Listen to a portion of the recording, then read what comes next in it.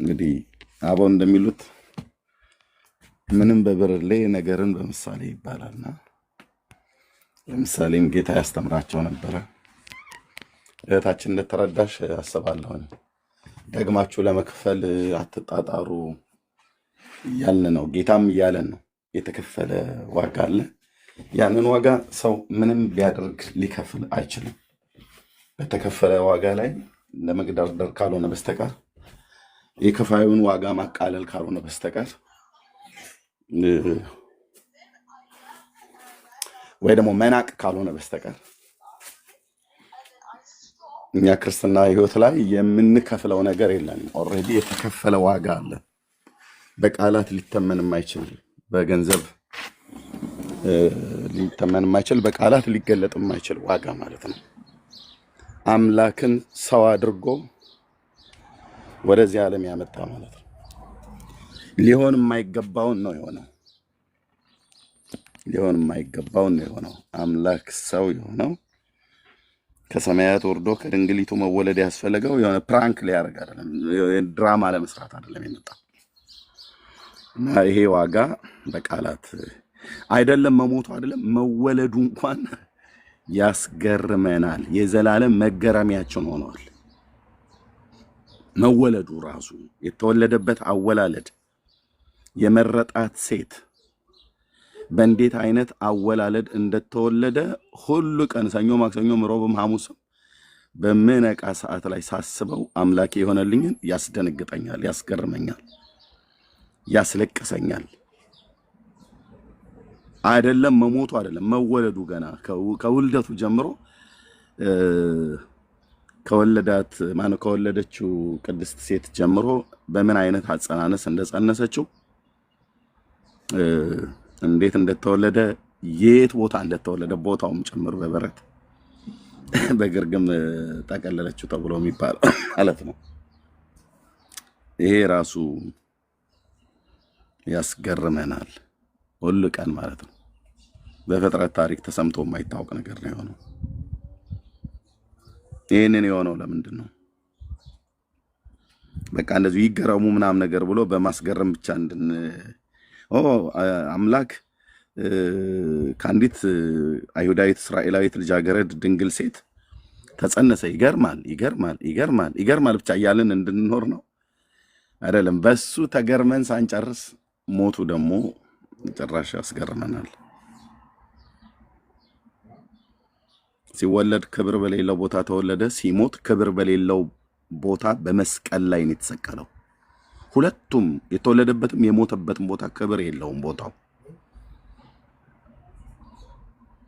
በግርግም ጠቀል በጨርቅ ጠቅላ በግርግም አስተኛቸው ይላል። ግርግም ማለት የከብቶች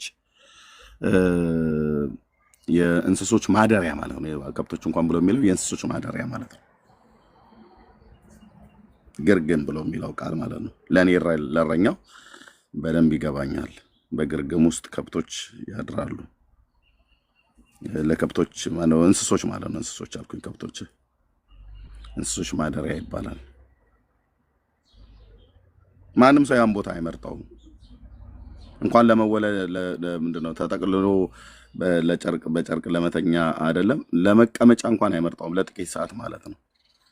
እኔ ገጠር ስላደኩኝ ገበሬ ስለሆንኩ እናትና አባቶቻችን በምንጫወትበት ሰዓት ላይ እባካችሁ ፍጉ ላይ አትቀመጡ ምች ይመታችኋል እንባላለን። ፍግ ይባላል እዛ አካባቢ ላይ ከብቶች የሚሆኑ እንስሶች በሙሉ የሚጥሉት፣ በጎች የሚሆኑ ማናቸው የሚጥሉት፣ ይሄ አይነ ምድራቸው የሚጥሉት እሱ ሲደርቅ ፍግ ይባላል።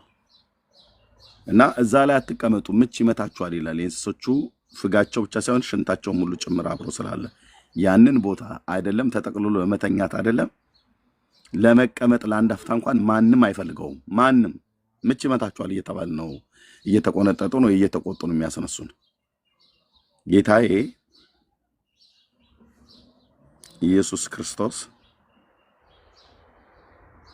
እዛ ጋ ነው ተጠቅልሎ የተኛው።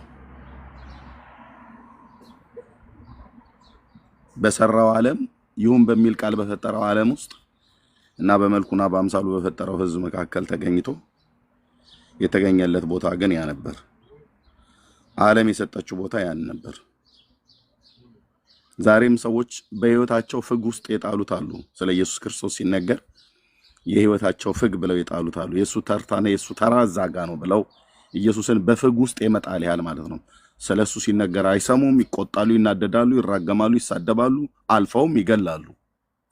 ኢየሱስን በህይወታቸው ፍግ ማለት ነው። የህይወታቸው ፍግ አለ እዛ ውስጥ የጣሉት ማለት ነው። ጌታ እዛ ጋ መሆን ለምን አስፈለገው ብለን ስንል እኔን ወዶኝ ዓለሙን ሁሉ ወዶ ማለት ነው። ስለዚህ ያ ቦታ ክብር የሌለው ቦታ ነው። የሞተውም ክብር በሌለው ቦታ ነው። በወንበዴዎች መካከል ውልደቱ ክብር በሌለው ቦታ፣ ሞቱ ክብር በሌለው ቦታ የሆነው ምን ለመሆን ፈልገህ ነው ጌታ ኢየሱስ ብዬ ብጠይቀው መጽሐፍ ቅዱስን ሳነበው አንተን ወደ ክብር ለማምጣት ነው። ብዙ ልጆችን ወደ ክብር ሊያመጣ የመዳናቸውንም ራስ በመከራ ይፈጽም ዘንድ ይላል ዕብራውያን 2 ላይ ማለት ነው። ብዙ ልጆችን ወደ ክብር ሊያመጣ የመዳናቸውንም ራስ በመከራ ይፈጽም ዘንድ። ስለዚህ ዓለም በእንፍቁቁ ሄድ ማንን ፈልጉ እዚህ ውስጥ ላላችሁ ለሰው ልጅ በሙሉ ኢየሱስ ክርስቶስ አምላካችን መድኃኒታችን እኛን የወደደበትን መውደድ እናት አትወድህም፣ አባት አይወድህም፣ እህተ ልጆች አይወዱህም፣ የትኛዎቹንም ጻድቃን ሰማዕታትን መላእክትን ጥራ አይወዱህም፣ አንዳቸውም አይወዱንም። የሱ ልዩ ነው።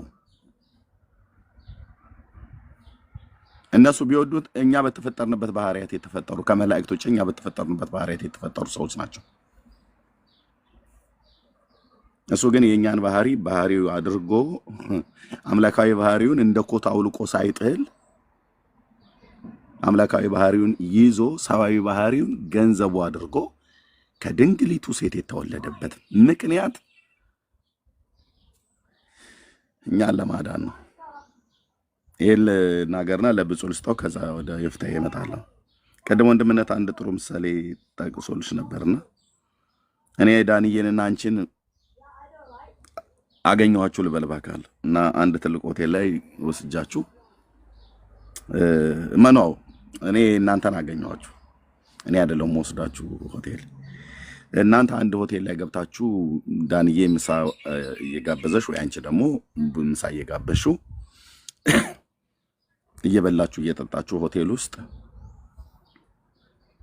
እኔ ድንገት መጣሁ። እዛ ሁለታችሁንም አውቃችኋለሁ። እኔ ስገባ አላያችሁኝም። ገብቼ የሆነ ቦታ ላይ ተቀመጥኩ። እኔ ግን አይቻችኋለሁ። እኔ አየኋችሁ፣ እናንተ ግን አላያችሁኝም ስገባ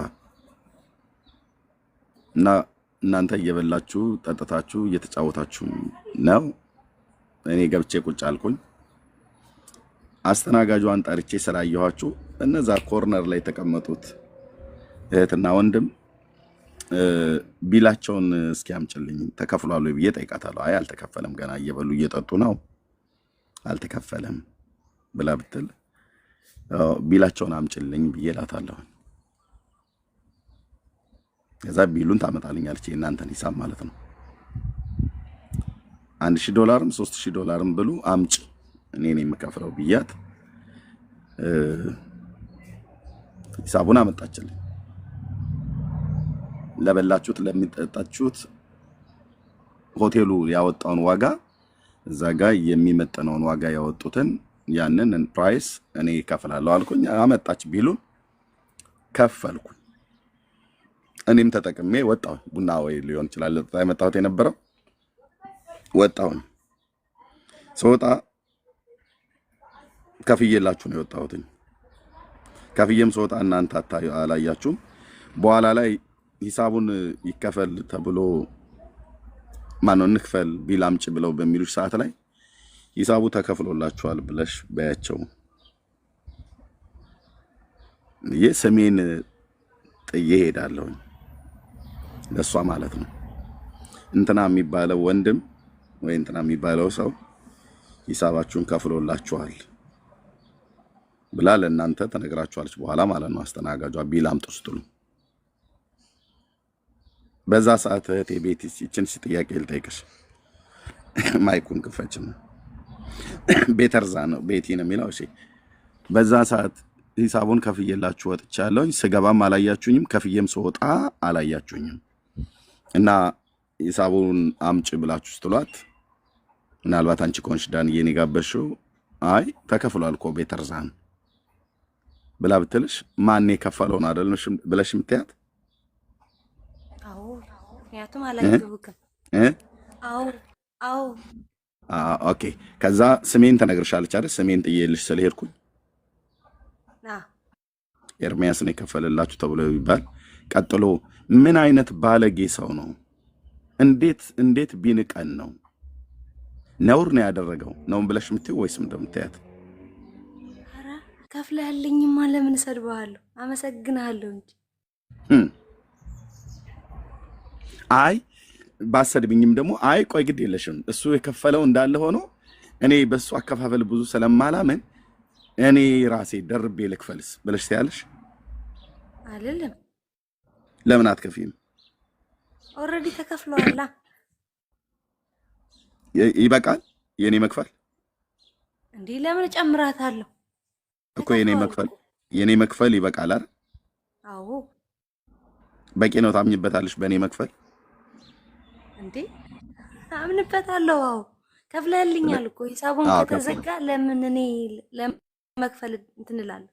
ባይሆን ቲፕ እሰጣታለሁ። አዎ ቲፕ ትሰጫታለሽ እንጂ ለተከፈለው ዋጋ ደግሜ ልክፈል ብለሽ አትገደረደሪም አይደል? እዛ አይ አታረጊም።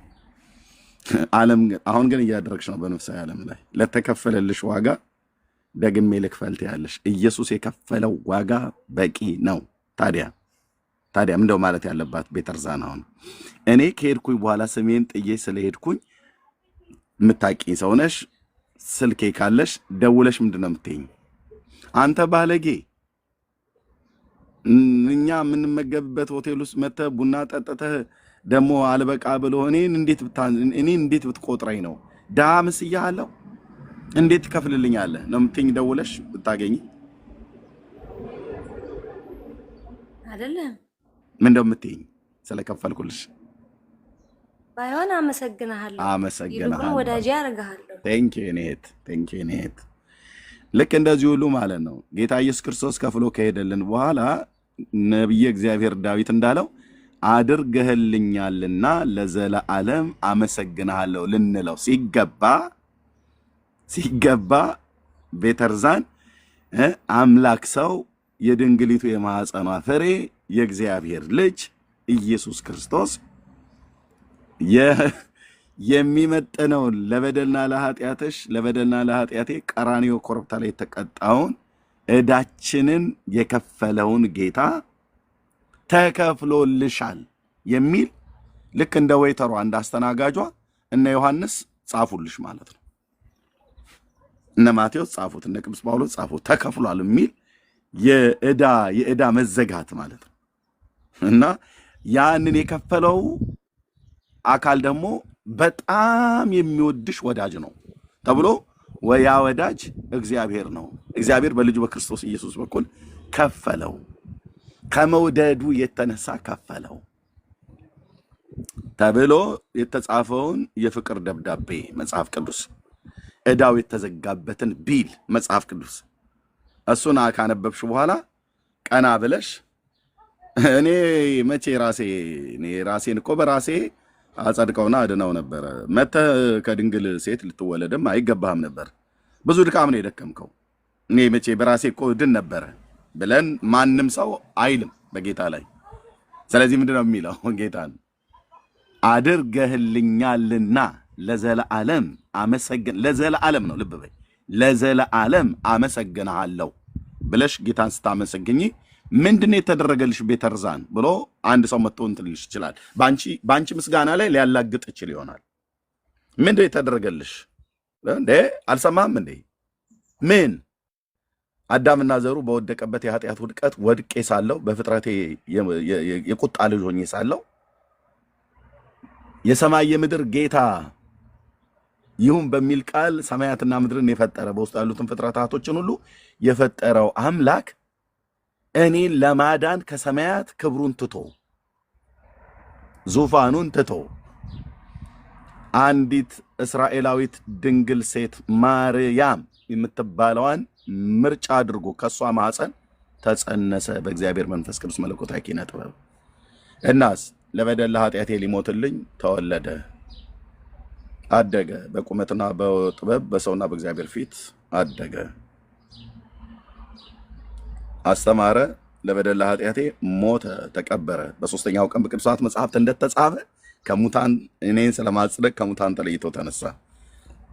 በስሙ ንስሐና የኃጢአት ይቅርታ ከኢየሩሳሌም ጀምሮ የሚሰበከው ጌታ ለእኔም ተሰበከልኝ እና አመንኩት እና ዳንኩ፣ ጸደኩ፣ ከዘላለም ፍርድ ነፃ ነህ ብሎ የሚል የፍቅር ደብዳቤ ዕዳው የተዘጋበት ቢል ወይ ደግሞ ዕዳው የተዘጋበት ደረሰኝ እንደማለት ነው። መጽሐፍ ቅዱስ አነበብኩት፣ አምላክ የሆነልኝን የወደደውን መውደድ ያደረገልኝን ለእኔ አየሁ።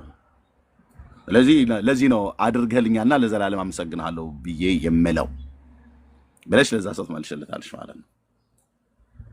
አይሽ እንጂ አሁን መልሼ ልክፈል አትይም።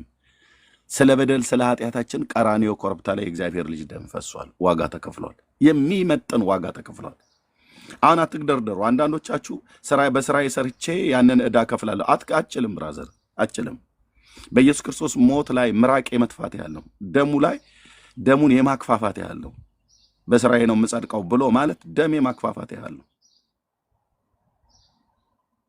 ታውቁታላችሁ። ራሱ በቤተክርስቲያኒቱ በእናንተ እንኳን ቤተክርስቲያን አስተምሮት እንኳን ማን ዝማሬ እንኳን በስራዬ የት ይሆን መግቢያ እኮ እያላችሁ ነው የምዘምሩት።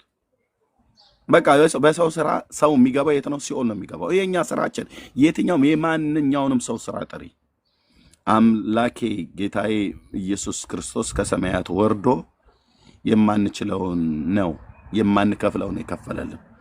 ከከፈለልን በኋላ ቅድሞ ወንድምነት እንዳለው ከዚህ በኋላ እንደፈለጋችሁ ኑሩ፣ ኃጢአታችሁን ስለከፈልኩት ከዚህ በኋላ ከፈለክ ዝሙት፣ ከፈለክ መጠጥ፣ ከፈለክ ጫቱን፣ ከፈለክ የፈለከው ነገር ሰው መግደል ብቻ አንተ ላይ ነው ደስ ያለውን ለጆሮ የሚመጥነውን ብቻ እየፈለክ ማድረግ ትችላለህ። በዚህ ጉዳይ ማንም አይጠይቅህም ብሎ የኃጢአት ላይሰንስ እንድናደርግ ኃጢአት እንድናደርግ የኃጢአት ላይሰንስ ሰጥቶን አይደለም ጌታ የሄደው።